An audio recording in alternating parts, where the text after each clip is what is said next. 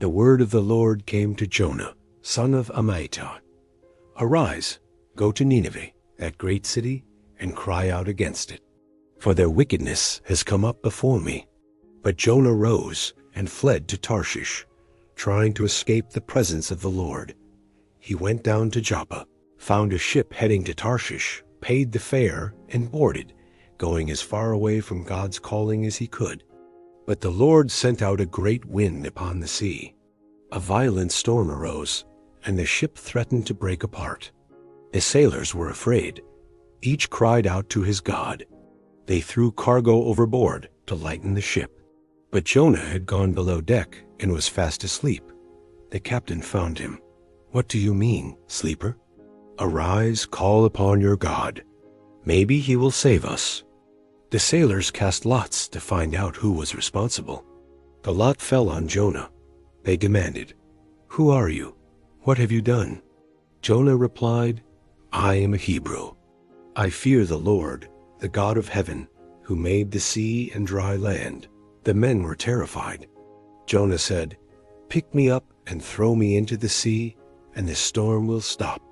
Reluctantly, they prayed for mercy, then threw Jonah overboard. Immediately, the sea became calm. The men feared the Lord exceedingly.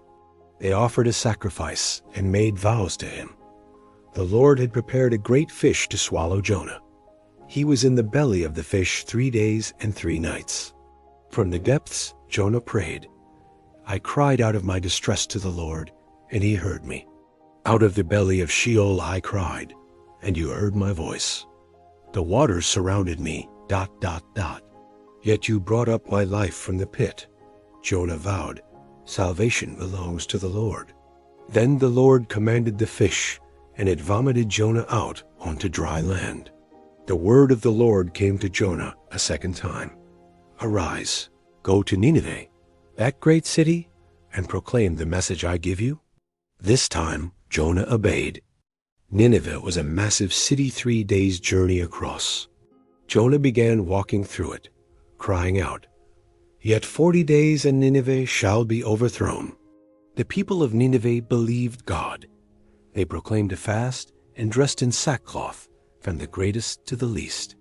Even the king arose from his throne, removed his robe, covered himself with sackcloth, and sat in ashes. The royal decree went out, "Let neither man nor beast taste anything, but cry mightily to God.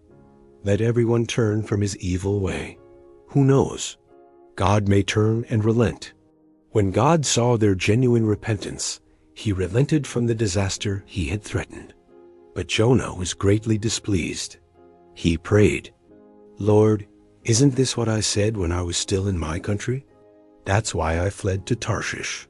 For I knew you are a gracious God, merciful, slow to anger, and of great kindness, and you relent from sending harm. Now, Lord, take my life. It is better for me to die than to live." The Lord asked, "Do you do well to be angry?" Jonah went outside the city and made a shelter, waiting to see what would happen. The Lord prepared a plant to grow over Jonah and give him shade. Jonah was exceedingly glad. But the next morning, God prepared a worm, and it struck the plant so that it withered. Then, when the sun rose, God sent a scorching east wind. The sun beat down on Jonah's head, and he fainted.